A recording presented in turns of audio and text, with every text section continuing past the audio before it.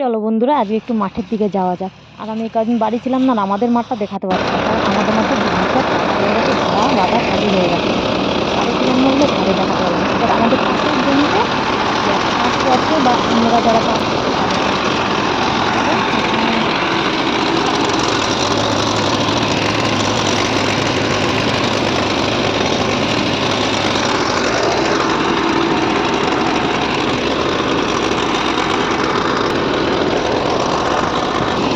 হ্যাঁ, এইবারে আমি চলে আসলাম।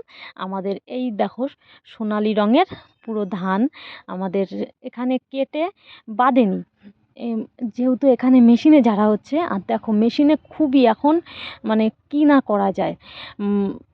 হাতে আগে করতে খুবই কষ্ট হতো, আর এখন সে বিনিময়ে মেশিন বেরিয়ে গেছে, আর মেশিনে পুরো ধানের গাছগুলো দিয়ে দিচ্ছে, ধান ঝেড়ে একদম পুরো বস্তা ভরে দিচ্ছে সঙ্গে সঙ্গে।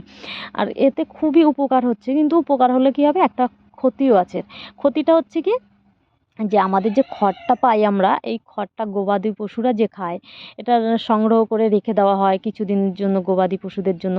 কিন্তু এই খড়টা যে নষ্ট হচ্ছে, এই নষ্ট হওয়ার কারণে খড়ের প্রচুর দাম বেড়ে যাবে।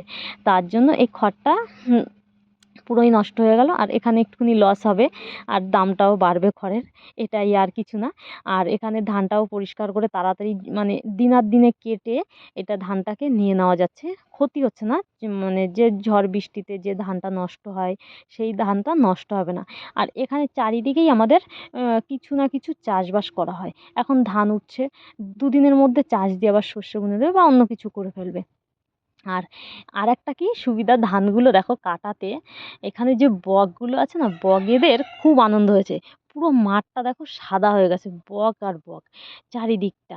তার জন্য তোমাদের সামনে একটুখানি তুলে ধরলাম। দেখো বকগুলো কি আনন্দ করে এখানে খাচ্ছে, ঘুরে বেড়াচ্ছে। আর ওই সাইডের দিকে গাছপালা দেখতে পাচ্ছ, ওই সাইডের দিকে কিন্তু রাস্তা আছে, ওখানে আবার ওই দিকটা গ্রাম। আর আমাদের এই জমিগুলো মাঠটা হচ্ছে পুরো চারিদিকে গ্রাম, আর তার মাঝখানে মাঠটা। আর কত সুন্দর না লাগছে দেখো। মানে এই দৃশ্যগুলো না, যারা গ্রামে থাকে একমাত্র তারাই জানে যে কত সুন্দর। একটুখানি বিকেলে খাওয়া দাওয়ার পরে এই মাঠে আসা, একটুখানি রোদ গায়ে মাখা, একটু মাঠে একটুখানি ঘোরাফেরা, কেউ গরু চড়ায়, কেউ ছাগল চড়ায়। খুবই সুন্দর একটা মনোমোহর দৃশ্য। আর আমি যাওয়াতে বকগুলো দেখো উঠছে, যে একটুখানি ভয় পেয়ে যাচ্ছে যে কেউ একটা এসেছে, তাই বকগুলো উড়ে পালাচ্ছে। আর আমিও সেটা, যে আমি একা একা উপভোগ করবো কেন, তোমাদের সামনে ক্যামেরা বন্দি করে তুলে দিলাম।